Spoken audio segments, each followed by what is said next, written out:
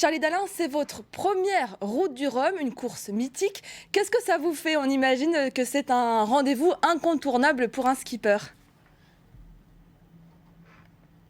Ouais, bien sûr, la Route du Rhum, c'est une course légendaire, c'est vraiment l'arène des transats en solitaire. Voilà, la première fois que je l'ai suivie, j'avais 10 ans, c'était en 1994 ouais, je suis vraiment heureux de pouvoir enfin y participer cette année, voilà, l'année de mes 38 ans.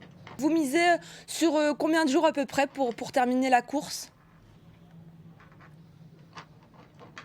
Ah, les bateaux de ma catégorie, donc les bateaux, les IMOCAS, donc les bateaux qui font le Vendée Globe, bah la course devrait durer entre 10 et 12 jours environ. Charlie Dalin, je le disais tout à l'heure, vous faites partie des favoris pour cette course. Vous vous attendez à une véritable bataille avec beaucoup de postulants pour la première place?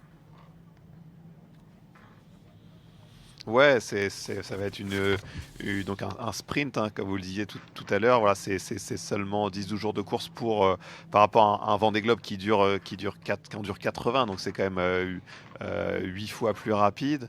Il y a une grande flotte, hein, dans notre catégorie. On est 38 bateaux. Il y a 6 bateaux tout neufs qui ont été mis à l'eau cette année. Il y a des très très bons marins en face.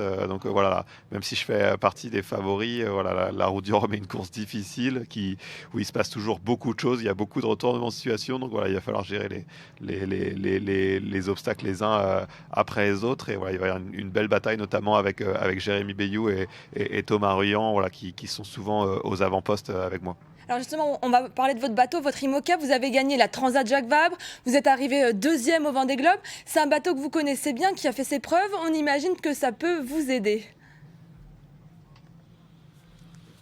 Ouais, bah c'est sûr que voilà, j'ai fait le Vendée Globe sur ce bateau, avec toutes les autres courses que j'ai pu faire avec. Voilà, je dois pas être loin de l'équivalent de 2 tours du monde et demi, Monsieur voire Yaplan. 3. Donc je le connais vraiment sur le bout des doigts. Je sais comment le régler. Voilà, je me pose pas de questions Le aussi sur gérer. à quel point je peux tirer dessus, ce que je peux lui demander en termes voilà, d'effort, de choc. Voilà, c'est plutôt un point, un avantage, et aussi en fait, je sais tout de suite comment le régler le bateau peu importe les conditions. Donc ça me permet aussi de me détacher du bateau et de passer beaucoup de temps devant mon ordinateur à la météo. Voilà, sur la Route du Rhum, là, je pense que je vais passer entre 5 et 7 heures par jour à élaborer ma stratégie. Voilà, c'est pas le tout d'aller vite. Il faut aussi aller au bon endroit. Et en fait, de bien connaître ce bateau, ça me permet aussi de concentrer mon énergie sur la trajectoire.